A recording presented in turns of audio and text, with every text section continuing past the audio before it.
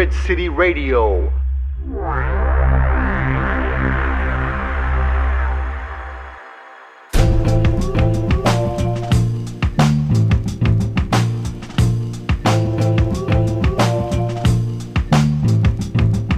Yes, yes, yes. Bridge City Radio worldwide out of the beautiful city of San Pedro on 100.7 LPFM KCLA. I am your host, Victor Bustillos.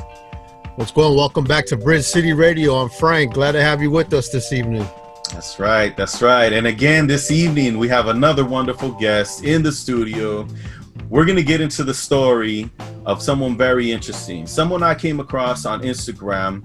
The guy is, he definitely documenting the soul of Philly, the Philly sound. You know, he's created a fan page for Virtue Recordings. The guy has crazy acetates. He has a good collection. He's all over the board with his music and his sound. Real good friend of mine, Josh Quaidar, also known as Froz One. What's up, Josh? How you doing, man? Guys, I'm good, man. I can't complain. Thanks for having me on, fellas. Our pleasure. Yeah, man. Excited. I'm glad to get into the story, man. I'm glad to have you on, first of all. You know, your mix was dope. I love that you took time out to be with us today, man. Yeah, absolutely, man. All right. Wish I could be there physically again. How's everything? That's right. How's everything out in Philly right now, man? It's good, man. I mean, I'm not really outside much, but you know, just taking it day by day. That's it. Like I said, I really can't complain. I'm still working. The family's good. I'm good. That's all that matters, man. The most important. Man. Just most waiting important. it out. That's good to hear, man. You guys take care of yourselves out there, man. Definitely. Yeah. Y'all do the same. Yeah, we're doing the same out here. We're trying, man. We're trying. It's crazy, man. It's a cold world, man, but we got to stay up, man. That's for sure. Yeah. So I want to get into the story of Josh, bro. I'm curious to know. I want to find out, you know, the same thing that I want to find out with all our guests, you know, just how it started for you, what got you into collecting vinyl, you know, the stories in between, and up to where you are today. You know, you got a great, from the looks of your video there, you got a nice collection in the background. So I'm sure there's that's a small piece of it. So what do you got mostly in that shelf? What is that, an IKEA shelf? Yeah, it's an old IKEA Expedite shelf. That's right. I've had that thing, man. I'm surprised it's still standing. I think you can see ours in the back too, right? Yeah, man. The amount of times I've broken that thing down and moved all around the city. Right, yeah. They're good when you put them up, but moving them is a hassle, man. It's at the end of the day, it's still plywood. But yeah, yeah, man. It's I've been neglecting the LPs recently, in recent years. So not a lot of turnover right there. Right. But yeah, man. Yeah, mostly 45s nowadays. But yeah, man, as far as the origin story, like I was talking to Victor offline, man. I'm a hip hop kid at heart. I got started DJing when I was maybe like 13, 12 years old. Wow. Yeah, man, I was lucky enough. I'm an only child. Grew up in a neighborhood with a lot of kids, a lot of cool older brothers in the neighborhood, which is, in my opinion, you know, super key as far as getting put onto, you know, good music, culture, clothes, anything cool, man. Everybody needs like a cool older kid in the neighborhood, right? Yeah, yeah. But I was lucky to have that. And my best friend's older brother was a DJ. He worked in a record store. This is like early 90s. I was born in 85. Okay. So I remember being like 7, 8 years old, just sitting on the floor watching this guy mess with these. I didn't even know what was happening, to be honest with you. Just messing around with records, playing hip hop records. Word. You know, jungle records, UK jungle records he had. Yeah. Just really my first introduction into like non-mainstream radio music. So when you say hip hop, what records were those when you were hearing when you were that age? Oh man. One was a big West Coast one, E-Rule, Listen Up. I can remember hearing that for the first time when I was a kid. Yeah. Della Funky Homo Sapien. It was surprisingly a lot of West Coast stuff now that I think about it. Wow. And then later, like mid-90s, like the Wu-Tang stuff when that all hit. Oh, yeah. Definitely. that whole family, Ghostface. Yeah. Is it have you ever heard of a guy named Schoolie D? Isn't he from Philly? Oh, absolutely, man. Yeah, yeah. So actually Schoolie D is one of the guys responsible for the first ever like gangster sounding rap Gangster record. fan. Yeah, man. Yeah, PSK, Parkside Killers. Yeah. Yep. So we actually out here in LA, we borrowed our style from Philly. Yeah, man. Man, we could get into the whole gang, all that stuff. It's wild, man. It runs deep. But that was definitely like before my era when I was coming up. Like he was older, but not that much older. Like, Right. There's another guy, Steady B. That's from out yeah, just like classic Yep. stuff. And like those are the guys I looked up to, man, big time growing up. me too. But like after the fact, like I didn't realize their greatness until I got a lot older. And I'll be Right. completely honest with you. Yeah. I mean, Schoolie D's still around. I see him all the time. Like Wow. Wow. he's I'd like probably be starstruck.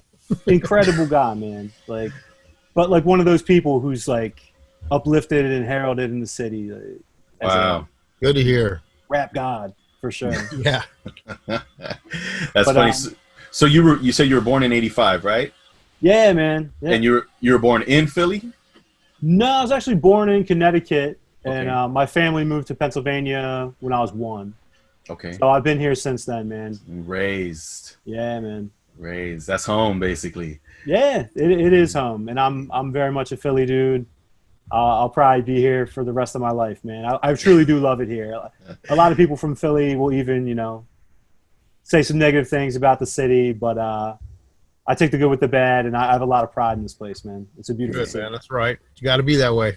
Yeah, I think for sure. it's easy to fall in love with that place, man. I think I said it before in our last show. I've been to Philly a few times because of some good brothers of mine, and man, I fell in love with it right away, bro. I mean, it's just real urban. You know what I mean? It's a cool spot, man. I love it, man. But when you came home, bro, when you as far back as you can remember, when you were a baby, you know what I mean? What kind of music was being played in your home? Whew, man. So my dad is a musician, and Nice. he was like teenager in like the 60s, so he was big on classic rock stuff. The Doors in the house, I can Nice. remember all the Nice. time. He was real into like Steppenwolf, Molly Hatchet, like Southern yeah. rock stuff. Yeah. He always had. He's a drummer, guitarist. I'll tell more about his story for sure. It's pretty interesting. But he was definitely the first person who introduced me to like music, and he had the whole hi-fi setup. Wow. A Yamaha. He had a Yamaha CR820 receiver, this late 70s receiver. One of those like wooden case joints. Yeah. Oh yeah. And then he had La Scala like clips speakers, Wow. like monster speakers. You turn it on, you could hear it in the whole neighborhood, man. Where's that system at, bro? He still has it. Wow. Oh, yeah, Still his main setup to this day. Love it, man. Yeah, man. He loves those things, man. Those speakers are like his babies. But yeah, man, just music always in the house. He would just blast music and just play drums over it. You know, Nice. kids from the neighborhood would come over. I was like 5 years old, and we'd all just listen to him play. Wow. And my mom was kind of into the same stuff. She was real into like Fleetwood Mac. Dope. Same kind of stuff as my dad, just like classic rock stuff through and through, man. Oh, But good. then when we moved to Philly, I slowly, my dad started picking up like the Hall & Oates kind of stuff. Yes. Blue Eyed Soul stuff and Average White Band, stuff like that. Oh yeah. But Yeah. yeah, man. My dad is, like I said, he's a drummer, guitarist. He was in a few bands back in the 60s. He's originally from Hoboken, New Jersey. Oh, okay. So not from the Philly area, but I could remember when I was a teenager, and so after this, period where I'm a young kid watching my neighbor DJ and play hip hop records, jungle records. When I first started buying up records and getting into soul music, you discover bands, and I would always bounce the names off my dad. Like, hey, Dad, you know the Ohio Players? No, not really. I heard of them, but I don't really know their music like that. And one time I hit him with Mandrill. I was like, Dad, you know Mandrill? You guys know Mandrill. Like, Oh Yeah. yeah. Oh yeah. Definitely. And he's like, yeah, I think I know Mandrill. My best friend, I think my best friend was in Mandrill. Whoa. And I was like, what do you mean your best friend was in Mandrill? So I get to talking to him. Yeah, and I don't believe him, right? And I'm a teenager, and my dad's telling me some bloated story. Yeah, but, it turns out he grew up with Omar Mesa, the guitarist from Mandrill. Yeah. And they were in a band together. They put a record out together. Wow. And I had no idea. I didn't know any of this. And he told me when I was a teenager the record existed. And that began the hunt for the record that they put out. Yeah, it was several years. Did you ever? Oh, so you did find it? I did eventually find it, but it was from a friend of his who was a fan of the band back in the day. They were called the VJs. Wow. Hoboken, New Jersey, 1965. It's like a garage record. Wow. But it's what's the value on that, bro? I got my copy for free, like I said, from one of his friends. I saw one sell online for a G. Okay. Wow. And I think another for like much less, like $60 or something like that. Wow. So it's one of those things that's wholly unknown, but man, yeah. Is that a 45 or an album? It's a 45. Wow. It's an original A side titled Gloria, and then the B side is a cover of an Alvin Cash tune, Twine Time. Huh. I don't know if you guys know that tune, but it's look it up. It was like a popular tune back in the day, but it's done in like a real raw garage style. It's pretty interesting, man. I'd love to hear that Gloria version, man. I'm a sucker for songs with the name Gloria. It's my mom's name, so every time I find like a ill song, that's titled Gloria, I like to pocket it for Mother's Day. You know what I mean? So, wow. Yeah. So like I said, like tremendous influence, man, and like I see Omar, fairly often. My dad has since like reconnected with him, and just like meeting his friends from Jersey. You think like, Hoboken, New Jersey is right across the river from New York City. Okay. So like to grow up in New York City area around that time, mid '60s, is kind of rough neighborhood, but a lot of good music.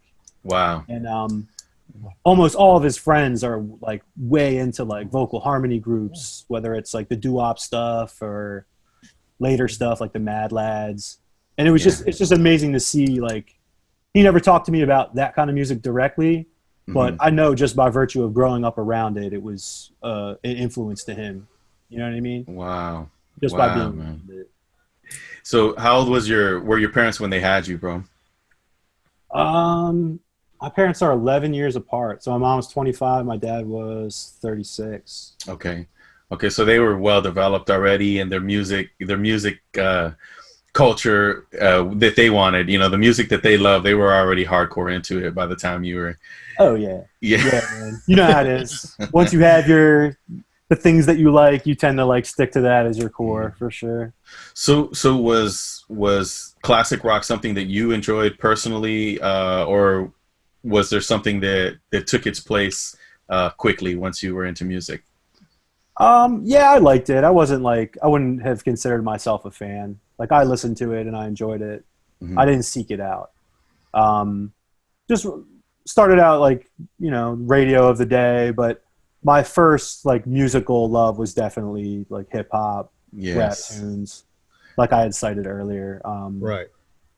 It just went like super hard into underground rap of like late 90s, early 2000s. I'd say that was like realistically when I was like seeking out music for myself. Wow. Buying records that I like to play out. That was my first genre that I fell in love with. Yeah. Sure. Yeah, myself as well. Were you DJing like gigs or doing venues or anything? At that time when I was a teenager, just like house party stuff. Nothing. I wasn't like playing out anywhere big or anything like that. Just me and the homies, like, in a room for 16 hours straight. Yeah. Scratching and probably sounding like shit. Yeah, man, definitely. Definitely. Play a record for 16 minutes. 16 hours, you ain't lying, man. We would do the same over here. Yeah, man. Yeah. About how old were you, Josh, when you got your first set of turntables, man? I was probably 13. Wow. 13 or 14. But it was one of those, you guys probably remember, you go in like Sam Ash or Musician's Friend online. They had like the DJ starter packs. Oh yeah. Oh yeah. Yeah, I had the purple Newmarks. Okay. With the Gemini with the built-in sampler. I forget the model. It was like PS something or other. But yeah, man, I love those things. That was better than what I had, man. Frank and I were as well. We were 13. It's the magic number, bro. So far, majority of people that we have on the show, when we ask them the question, a lot of them say they were around 13 years old when they either got their first record, or they purchased their own first record, or they got their turntables. So, wow. But yeah, I had a crabby like Linear Tech. I never even heard of the brand.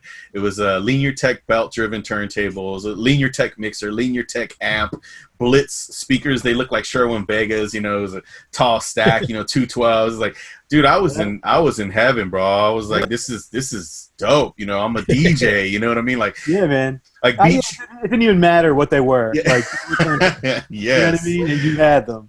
Yes, exactly, man, exactly. So around that age, was that when you got your first? What age were you when you got your first record, as far back as you can remember? And what was that record? It had to be around the same time, and I get asked this question, and I honestly have no idea what my first record was. Yeah, man. I wish I remembered, but even if I remembered, it was probably some 12-inch that I really have no personal connection to that is worth mentioning. Yeah, right. yeah. I wish I had some kind of story like that, man. I really don't.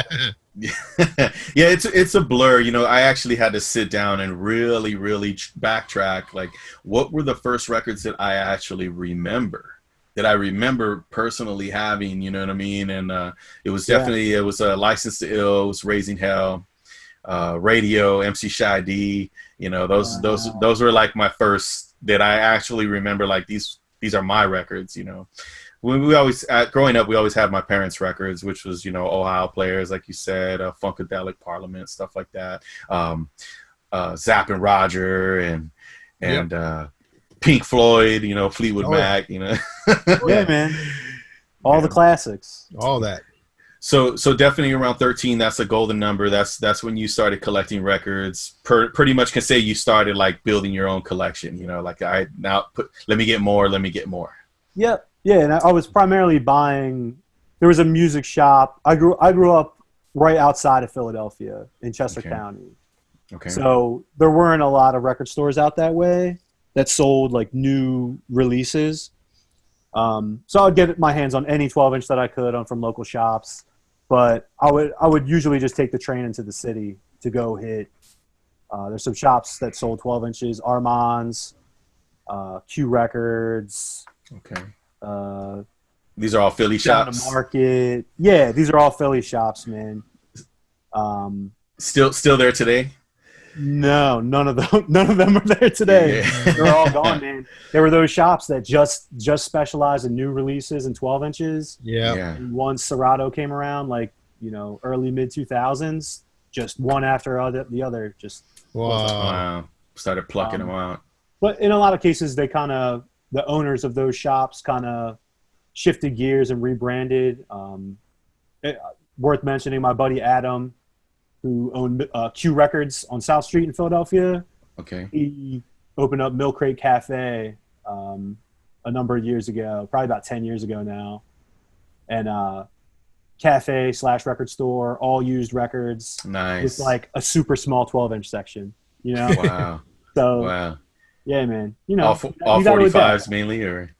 What's that? All 45s mainly, or? Oh, no, man. Philly's for the most part an LP town. Okay. As far as record stores go, there are guys who care about 45s and stock 45s and seek them out. Brewerytown Beats is one of them. Those guys go super hard on the 45s.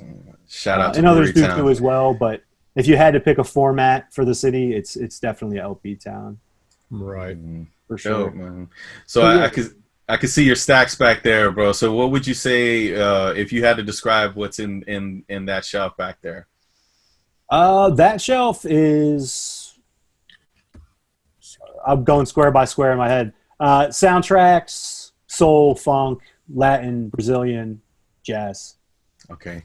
And there's another one off screen, more the same stuff, and then a lot of my 12 inches.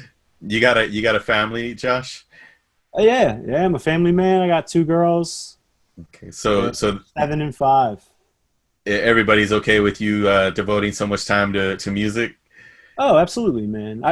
I get them involved as much as I can. Like just before I got on to do this interview, my girls were down here. I'll usually just tell them go pick something. They just grab something and they say tell me about this record. Tell me the story of this record. Wow. They're at an age where dad is still cool. Like he's still is worth listening to. So I'm trying to enjoy that while I can. Yeah. How old are they? 7 and 5. 7 and 5. Well, any interest that they're taking as far as like any style of music that you play? Do they find one style better than the other, or any interest in one more than the other? Surprisingly, like jazz. Wow. Like I gave them like a stack of CDs to play in the room. They share a room, and they put on "Birth of the Cool," Miles Davis. Wow. Every night before they go to sleep. That's so cool. Nice. Yeah, and it's like I don't know. I just gave them the stack. I personally hardly ever listen to that record, but for some reason, that's all right, man. So the roots of hip hop, man. They're gonna learn right. Yeah, but you know how it goes, man. They'll find their own way, and like the music of the time, and every era has their own music that they like. So I'm just gonna approach it with an open mind. I'm not looking to sway their musical. That's right. Like what they choose to listen to. So that's right. What after hip hop? So you collected hip hop how long, or you were into hip hop how long? I mean, man, I hate to say that I'm into hip hop now because I really like. I will always love that music and get excited when I hear it, but I don't actively seek it out now, and I don't keep up with stuff as much as I should. Yeah. But probably for about 20 years, man, since then. And then shortly after that, you know how it goes, man. You start listening to hip hop records, then you start seeking out samples. So I would start to buy used records just to have the original sample. Yes. Yes. And then very quickly started getting into b-boying and dancing. Okay. All right. And more into like up-tempo funk records rather than the slower stuff. Dope. So that was like early 2000s or something? That late 90s, early 2000s. I was still a teenager when I started dancing. And that, for a long time, was my primary thing. And DJing took a backseat for sure. Wow. And I was, an all right dancer. I'm by no means like, the best dancer in the world. But I would, I had like a crew of dudes, and we would go up to New York. We'd go to B-Boy Jams in Connecticut. Oh, wow. I really like lived and breathed that. Wow. And fell in love with the music as a result. Like, the era of DJs playing classic funk breaks, up-tempo disco, like just fun, uplifting music. And what are some of the songs you think of when you think of that type of music or groups? So, I mean, there's like the classic Apache, It's Just Begun, all that stuff. Of course, yes. But the songs that like really remind me of that era, late 90s, early 2000s b-boying, Roy Ayers, Brother Green. Oh, wow. If you know that tune. Little Royal, Razor Blade. I'm not sure if I know that one. It's like a DC instrumental funk 45. It's super easy to get, but like classic groove. Wow. Man, I'm blanking on all this. Yeah, it's hard to pick, man. Last Night Changed It All, like all of course, classic funk stuff, man. And that was like I was like a teenager listening to that stuff, and that's good stuff. That was I'd say my second love. Like Victor, you asked me like my first love of hip hop. Second love was like b-boy, hard b-boy breaks. I love that stuff. Yeah, man. I still love that stuff to this day, man. Yeah. It's hard for me to justify coming out of pocket and paying like good money for up-tempo funk stuff nowadays, but I'll always love it, man. It's fun to play. It is. It's super fun. It's usually like generally easier to mix too. I always try and make it tight and when people appreciate it and you're playing out, man, you get into it with that. That's one thing I can't get into is that type of music. There is no vibe like that's the other thing too is shortly after people found out that I had turntables and I was dancing, I was DJing local b-boy events. Oh. And if you want to get your chops up quick, DJ in front of a bunch of b-boys who are counting for all the music to be in time all the time. If it's not, they're going to tell you about it. Oh yeah. On your face to let you know that you're messing up. That's dope, man. Yeah, man. So you broke dance for how long? Probably just through like high school, like 13 to 18. Okay. So breaks kind of followed you that whole time, basically. Oh, absolutely. Yeah. Yeah. Up until now, I'm sure that's probably a genre you still keep tabs with. Oh yeah. Yeah. I'll never let that go.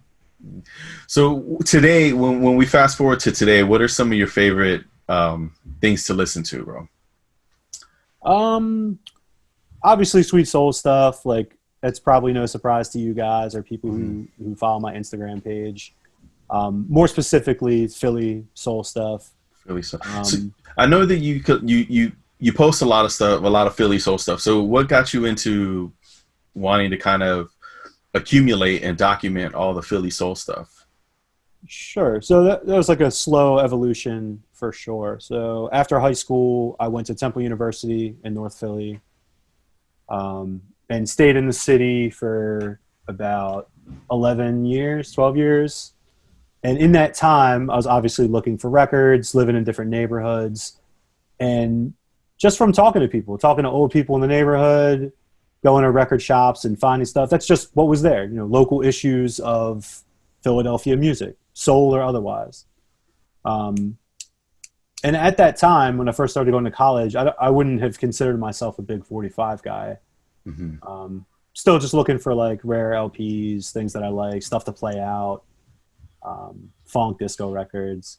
But just over time, I had accumulated all this Philadelphia area music, and probably in like the mid to late 2000s, I started actively seeking out Philly soul records, like really forming a want list, tracking down artists and musicians, and really learning people's stories, getting the records, working on reissue projects, things of that nature. And when you're working on the reissue projects, is that with Virtue or is that a secondary? No. So the Virtue stuff is really just like a passion page, like a fan page for me. Nice. I honestly don't know. Frank Virtue, the owner and engineer of the studio, passed away. I don't even know when he died, but it was not recently. He's been for quite some time, and I don't think his family does anything with the name of the studio. So it really is just a fan page. That said, I wouldn't reissue anything under that imprint. Yes. Just out of respect. But a lot of the reissue stuff that I do, I don't own a label myself. I'll usually partner up with some local guys. You guys probably know Dave Brown, Funkadelphia Records. He's the guy who did the NK's release. Yeah. Okay. Yeah, among other records, man. He's released some other Philadelphia area stuff on All Brothers. And Dave is like the Philly soul music guy. Wow. I know I'm here to represent Philadelphia and talk about it, but I would be amiss if I didn't mention Dave. Nice. A lot of the information I get from him, Dave himself is a musician and just a music guy through and through. And he's been doing it probably as long as I've been alive, as far as collecting Philly soul. Wow. He has all the tapes. He has all the acetates, all the knowledge, just like tremendous resource. So I'll link up with him. If I have like an acetate of something that he wants to re-release a known A-side of a group, I'll partner up with him and we'll release it together. Nice, man. Another one is Max from Brewerytown Beats. Okay. I just did a project with him that came out earlier this year by a group called the Thompsons. North Philly vocal group that put it out a single LP in 1974. Wow. I had tracked down the producers of the record, met them at like a Panera Bread with Max. They were on board for a reissue, and 6 months later we had it in our hands, man. And wow. big shout to him, man. He did such a good job with this LP. Like, I have some, I'll send you guys copies of it. Like, if you like the seven, it's the way I describe it is it's like a less polished like Delphonics. Oh wow, wow. That's that white label that the white label that I've been seeing around this last couple weeks. Is that something you just released right now? Oh, so the one I just posted about? Yeah. That's one I'm doing with Dave Brown. Okay. That's the Fabulous Performers. Wow. Oh How You Hurt Me, which is like, you know, soul scene classic as far as I'm What? So we're doing that Fabulous Performers, Oh How You Hurt Me as the A side, and then the B side is an alternate vocal take of an acetate that I have. Wow. So that should be coming out soon.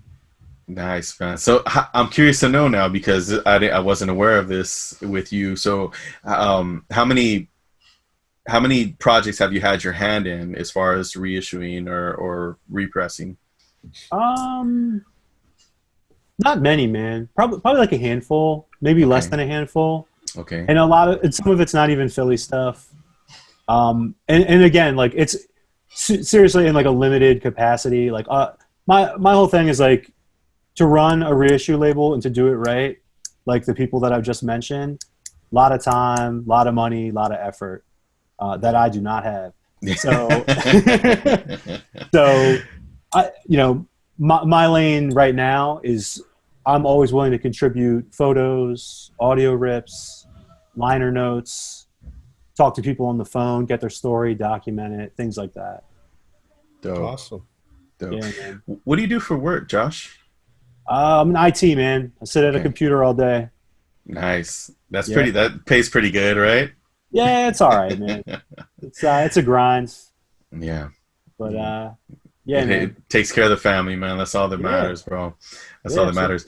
So you had mentioned acetates, and I know I've glimpsed through your page before. For those of you who don't know Froz1 on Instagram, check out his page. He's got some real good records up there, and there's a few acetates that I've stumbled across that I've liked a lot.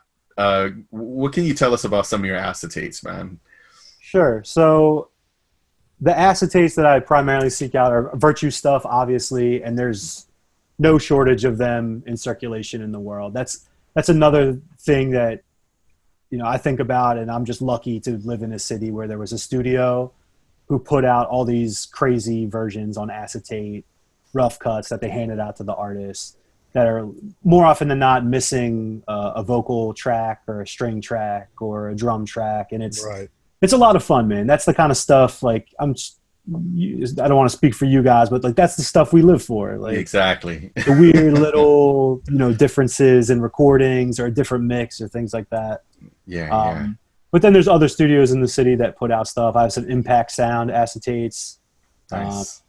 That was a studio where like the Royal Five, before that, a lot of Phil Gaber production. I probably have like one long box of acetates. Wow. Frankfurt Wayne, Virtue, Impact Sound. But wow. Yeah, one long box.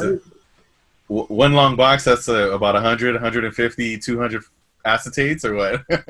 Yeah, I don't know. They're pretty thick, and I have them in like thick sleeves, so it's probably like close to 100.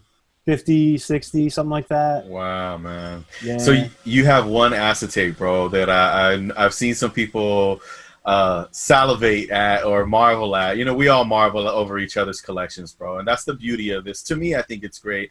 It's not a competition. It can get competitive, I'm not gonna lie, but it's definitely, I see somebody else, I'm like, whoa, I never heard that. That's awesome. You know what I mean? Like, I got to get a copy of that. Or dang, this person got that, man. Oh, there's only, obviously when you collect acetates, there's not many of these running around, but I think you know which one I'm talking about. Is it the Barbara Mason? Yeah, I knew you were gonna mention that. Yeah. I knew you were going to mention that. And yeah. I also love it. And I assume you're talking about the Yes, I'm Ready acetate. Yes. That is not mine.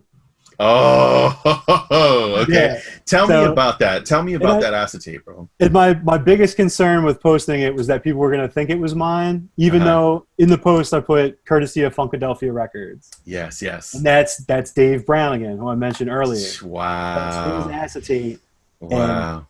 And he has several Barbara Mason acetates, and I'm pretty sure they were all gifted to him by Weldon McDougall, who was her producer, and kind of like, I guess in a lot of ways like her manager, just because she got started when she was like a teenager, so he was kind of like the older person who was connected industry wise. Okay. But he gave those acetates to him. Wow. Wow. And it's that whole spiel you gave about being jealous of like that is one, man. I listen to it like once a week. It's just so beautiful, man. Like it's missing, what is it missing? The background vocals and the string track, and it's just her just doing what she does. So again, Froz one on IG. If you don't want to check him out, go to his page just to check that out. If you like Barbara Mason, just the Barbara Mason. There's nothing else to see. Yeah, exactly. Scroll through his page, you'll be a fan, man. You got dope taste in music, Josh, man. Thank you, man. Like I said, we stumbled across you, and I've followed you now. I don't know, maybe a year or so. I'm not sure, give or take. And I've always enjoyed what you put out there, and a lot of the guys out here in California know who you are, and admire your taste in music, I'm sure, as well. So again, the virtue thing is just a passion, something that you fell in love with and decided, you know what, I want to have like a memorial for this, Yeah, and I mean, like I said earlier, a lot of that stuff you find around the city. And you could spot a Virtue mastering from a mile away. It's in the run out, and just noticed over time, like, man, all these records are mastered at the same studio. And then you start to notice certain records in the scene that people are excited about, and it might not say that it's a Virtue record on the label. It might just be in the run out that it was mastered there. So in my eyes, I like to make that known that, hey, all these records, like, yeah, they put out a lot of records, but they put out a lot of incredible records across every genre, soul, rock, jazz, funk, like whatever. Wow. And yeah, man, it's fun to share that stuff, and people seem to generally respond well to it. You mentioned the city and the scene. So in Philly, is there I could only imagine there has to be a pretty big soul scene in Philly, but is there much of a sweet soul scene in Philly? No, I would not say there's a soul scene in Philly. There's definitely a handful of people who are the collector types who like go super hard. I hate to call it a scene because it's not a scene that I'm involved in.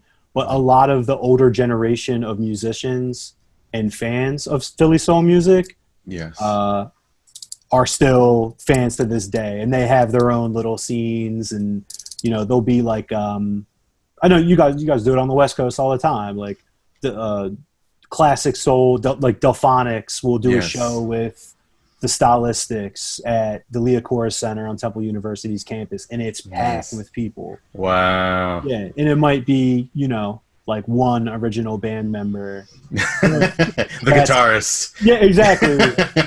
And like that's cool, and I'm not like hating on it, but that is, if I had to describe a scene, that's the soul scene. There is there's not a lot of young folks who are into the music. Okay.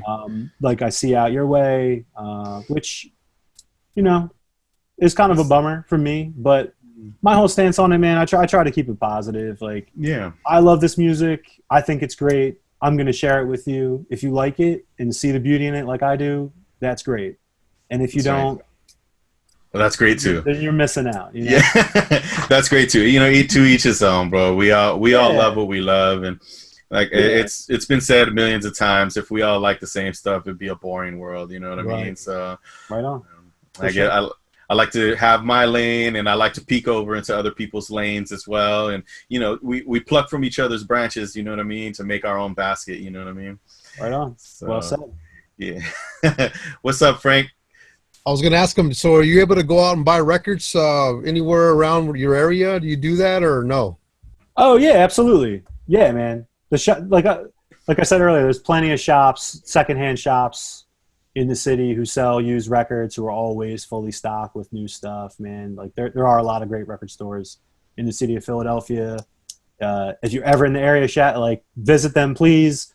Milk Crate Cafe, Beautiful World Syndicate, Long in the Tooth. Wow. Brewerytown Beats. Nice. Go to those spots. Like those are the secret gems. Yeah, man. Just great shops ran by great people, man. They're good folks. Awesome. But other than that, I hardly ever get out to dig like I used to, like early 5 a.m. flea market.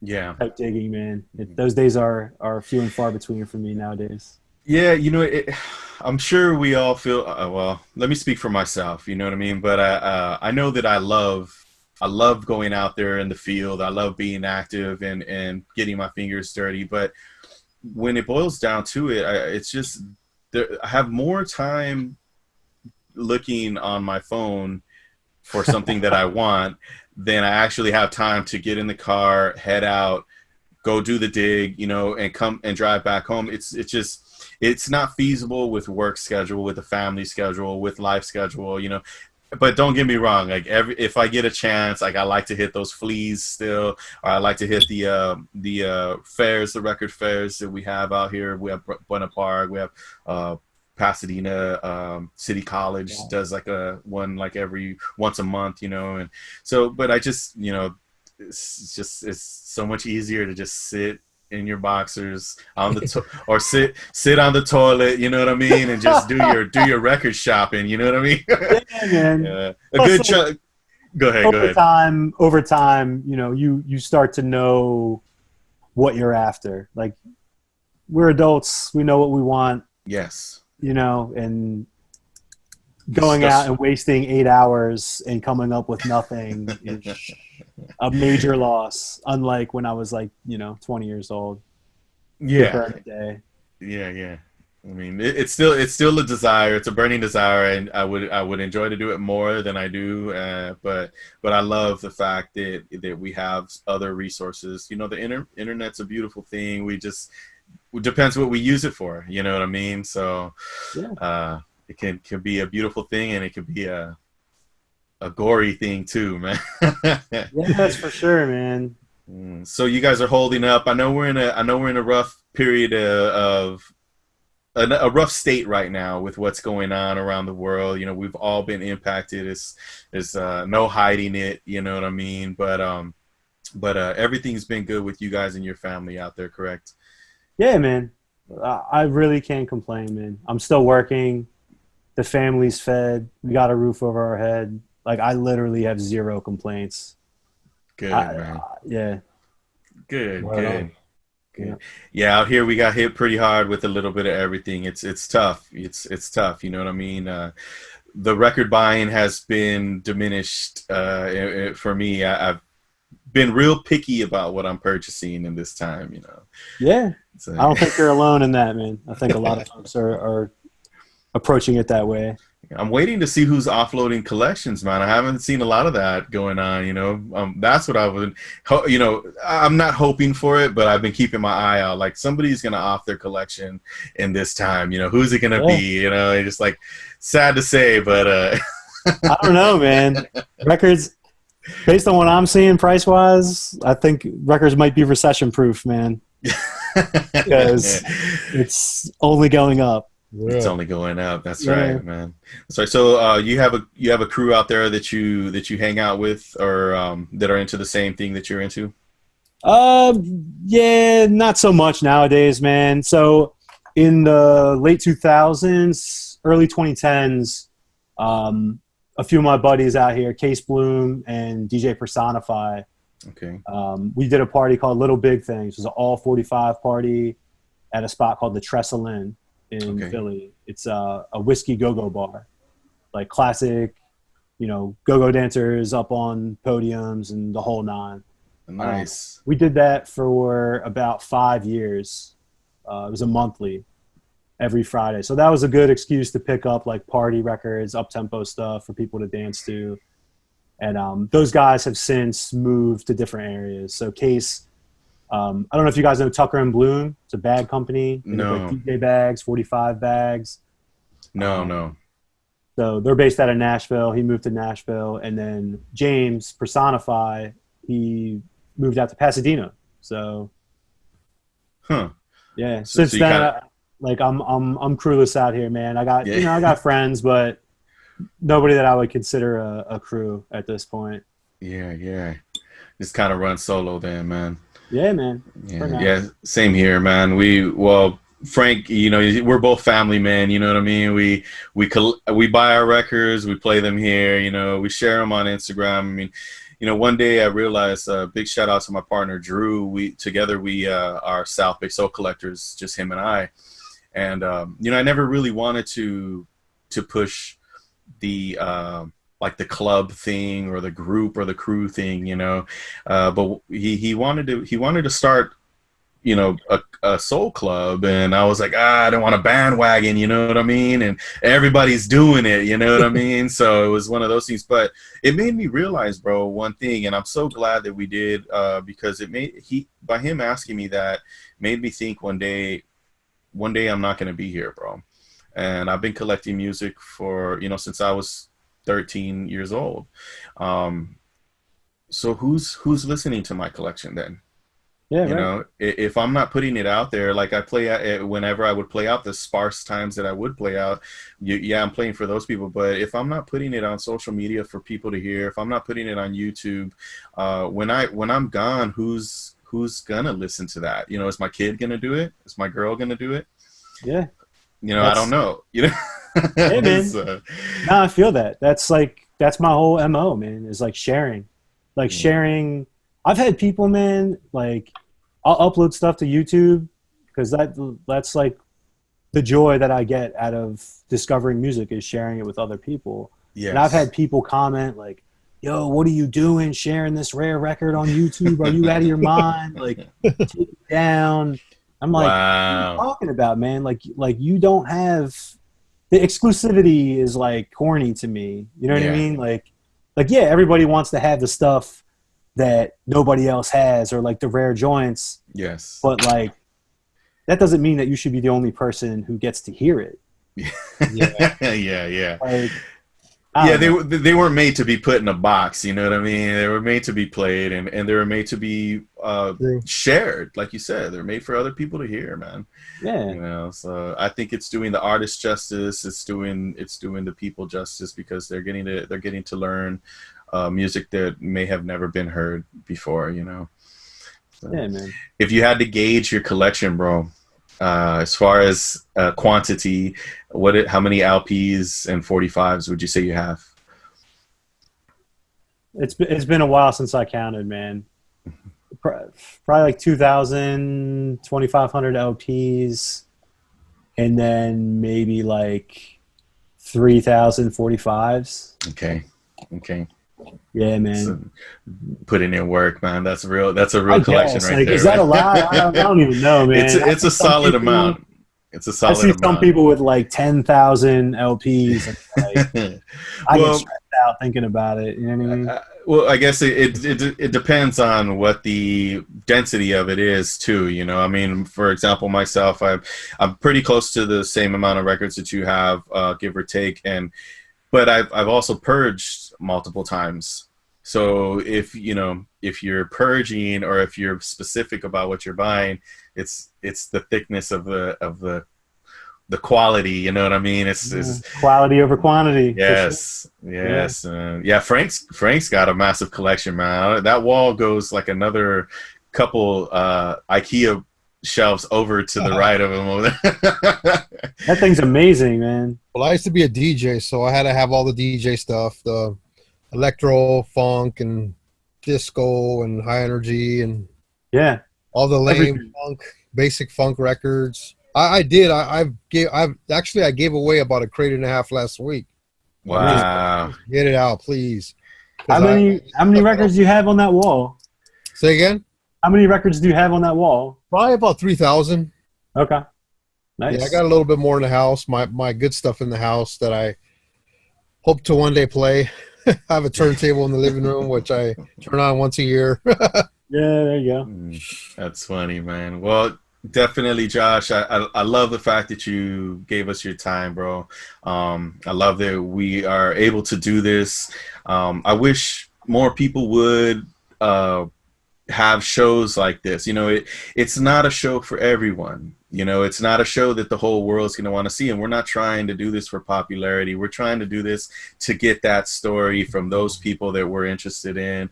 People like yourself, you know, people like Ruben Molina, people like George Miller, people who collect, you know what I mean? You know, we're going to have we got a pretty good roster lined up of some people that I'm excited to interview, bro. So, it's a blessing that you guys give your time to us, because we're not no major radio show, we're not no major station, we're not doing anything super huge, but we're trying to do it the best that we can, and we're trying to bring your guys' stories to life so that other people can can hear them, man. So I'm grateful to you, brother. Yeah, definitely, thank you, man. It's my pleasure, man. And I'm in good company with some of those names you just mentioned. So yeah, man, keep doing what you're doing, man. This is great, and like this is what we need. This is what the community needs: is dialogue, stories, sharing, openness, all that, man. This is great. Yeah, I agree, man. You know, it's good to sit and listen to people play music, but sometimes you want to know a little bit about that person. Like, oh, I wonder how this person got started. I wonder what nationality they are. You know what I mean? Like, or where were they born? You know what I mean? Or it's nice to have backstory on this type of stuff, man. So we got about 7 minutes left of the show. Is there anything that you want to talk about? I don't know, man. Any stories? Any stories that you want to share with us? I'm trying to think of like some good ones, man. I don't know. I'm sure your pops has some crazy stories. Where's your pops at? Is he in Philly too? Yeah, he lives right outside of Philadelphia, man, and he's retired. He just plays the guitar all day. He's been into records, I assume, most of his life as well, or? No, he wasn't really a big record collector. He had like a very small collection. He was, I think the lifestyle he led, records could not be a part of that. A lot of moving around. Yeah. What did he tell me? He told me he drove on a motorcycle, like a 2-stroke motorcycle from New York to California. Whoa. And just like randomly when he was like in his 20s. Wow. Lived in Cali for 3 months and then sold his motorcycle to get back. There's a lot of like weird stories like that, man. He's nice. A really interesting guy, but that's cool, man. Records were not a thing. Yeah. When I came to be, like, very small stack. Well, hopefully you can get your hands on that hi-fi system he's got, man. That thing sounds dope. Yeah, man. Yeah. It's maybe one day. That's till then I'll still go over there and listen to it. It's so if you had to say some of your inspirations today, people who help you to keep your drive going, who or like as far as groups or other collectors or I know you talked about your partner that has a crazy acetate collection that owns the Barbara Mason, but do you have a handful of people that you kind of look up to or that helps push you? Yeah, for sure. Yeah, I mean, among the other people that I mentioned, a buddy of mine who does a lot of the label design stuff for those releases is always inspiring to me, man. He's a record collector. His name is Jeremy Klinger. Yes, Zombie. Yeah, Jeremy Zombie. So follow him on Instagram too. Like, we will obsess over like the font on a Philadelphia reissue that like he'll get it to the point where it looks like it's an OG that came out today. I love that.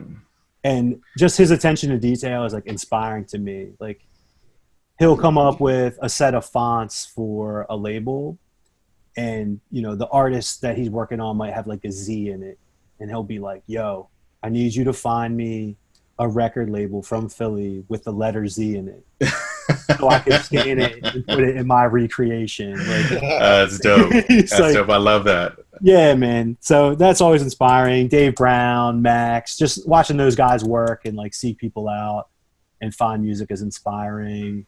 Like I said, all the New York guys, Joe and Alston, the work they put in and like their wide range of music that they're into is inspiring. Yeah. Brian Sears and his research. Oh yeah. And definitely. then a lot of the West Coast homies, man, like the Suavecito, Soldi's guys. Oh yeah. Oh I was yeah. home to befriend them, and Cameron and Renee out there. Those are the homies, man. And they, Oh yeah. you know, another case where like those guys know me from the internet and I know them from the internet, but just going out there to be greeted with open arms and have them open up, you know, spaces that they hold was amazing. That's what it's all about, man. That's what it should be all about. It should be all about open arms. You know, we're all in this together to collect music and to share music. You know what I mean? So, yeah, I love that. I love that. Yeah, those are all good names that you mentioned out here, man. Yeah, those are homies, and it is definitely a beautiful thing to know that through music you have a spot on the couch in just about any corner of the world. You know what I mean? You found yourself in Germany, you could probably find a dude who like is into soul music who let you go crack visit it. Dave, man. Dave's out there. There you go. Yeah. Yeah, you're absolutely right. Though there is someone. I mean, we just interviewed somebody in Australia, Samantha Goldie, man, and we're like, wow, you know, that to hear someone of her caliber that has a crazy collection like that all the way in Australia, in Melbourne, it's like this is all over the world, and there may be one or two of us in other corners of the world, but it's there, you know. Yeah, man. It's crazy, man. He has a crazy collection. You put me onto her, Victor. You told me to follow her. Yeah. Shout out to Solera 5150, man. We were hanging out at a party one time, and we were like, you know what, Arlene, your collection's dope. She's like, yeah, but I'm not the dopest. And we're like, what do you mean? And she's like, there's another girl out there that's badass. And we were like, we got to know who this girl is. And she put us up on Miss Goldie, man. So shout out to Miss Goldie and Arlene. But Josh, thanks again, man. We got about a couple minutes left, and I want to give you enough time to, you know, again, give any shout outs, say any last words, and also let our listeners know, you know, where we can find you on Instagram or Facebook or Sure. whatever. Yeah, I'll do the social media thing. So Instagram at Froz1, FROZ1. And then the Virtue page is at Virtue Recording Studios. Mixcloud is Froz1. I just put out a new Philly soul mix called You Pay for Love. I love that. Hour of Philly Sweet Soul 45s that I personally love. Yeah, it was a great mix. I love that mix. I listened to it, man. Thank you, man. Yeah. I definitely need to work on putting out more mixes, but I try to be very particular about what I put out as far as mixes go. Awesome. Like you said, quality over quantity. But Yeah, exactly, man. trying to do both. So you got the Froz1 Instagram account. You got the Virtual Recording Studios Instagram account, right? Yep. And then you have the Mixcloud. Yep. Mixcloud is under Froz1 as well. Right. All right, man. Any shout outs you want to give before we let you go, brother? Nah, man. I think that's it. Yeah. I can't shout any more people out. Yeah, I know. Watch, you get some phone calls. Hey, what's up, man? You didn't call me out, bro. You know what I mean? Shout out to everybody. There you Shout go. out to everybody, man. And Frank, what about you, man? You got anything you want to say before we close up? Thanks for your time, man. I'd love to hear the side of what's going on in Philly, man. It's very interesting, man. I'd love to go out there sometime. Nope. You got a spot on the couch, bro. Yeah. Good couch. I love that, man. I'm the good couch, huh? Oh, you're too kind, man. Anyhow, brother, thanks again for coming out. We want to thank our listeners out there for tuning in. This has been a special edition Bridge City Radio Worldwide, where we reach out to other collectors, musicians, artists, DJs from all over the globe. Right now, we have been in Philadelphia with Froz One, and I hope you guys enjoyed. Once again, thanks for tuning in. Good night.